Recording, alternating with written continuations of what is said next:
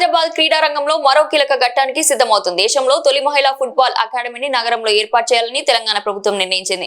Hong Kong తర్వాత ప్రపంచంలో రెండో మహిళా ఫుట్బాల్ అకాడమీ కావడం విశేషం. ఇదే వేదికగా పురుషుల ఫుట్బాల్ అకాడమీ ఏర్పాటుపై కూడా ప్రకటన వెలువడనుంది. ఈ రెండు కీలక ప్రాజెక్టులు అధికారికంగా ప్రకటించబోయే వేదిక Telangana rising global summit. Hyderabad క్రీడా ప్రపంచంలో మరో చరిత్ర సృష్టించబోతుంది. దేశంలోనే తొలి మహిళా ఫుట్బాల్ అకాడమీ తెలంగాణలో ఏర్పడేందుకు రంగం సిద్ధమైంది. హాంకాంగ్ తర్వాత ప్రపంచంలో రెండో మహిళా ఫుట్బాల్ అకాడమీ కావడంలో తెలంగాణ క్రీడా రంగానికి గర్వకారణంగా పలువురు అభివర్ణిస్తున్నారు. All India football federation, FIFA కలిసి తెలంగాణ ప్రభుత్వంతో భాగస్వామ్యంగా ఈ అకాడమీని ఏర్పాటు చేయనున్నారు. ఈ నెల 8-9 తేదీలో నిర్వహించనున్న తెలంగాణ రైజింగ్ గ్లోబల్ సమ్మిట్ వేదికగా ఈ ప్రాజెక్టుపై అధికార ప్రకటన వెలువడనుంది.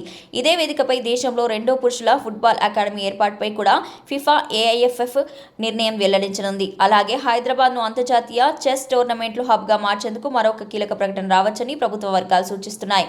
ఈ గ్లోబల్ సమ్మిట్కు దేశ విదేశాల నుంచి పెట్టుబడిదారులు, కార్పొరేట్ దిగ్గజాలు హాజరు కానున్నారు.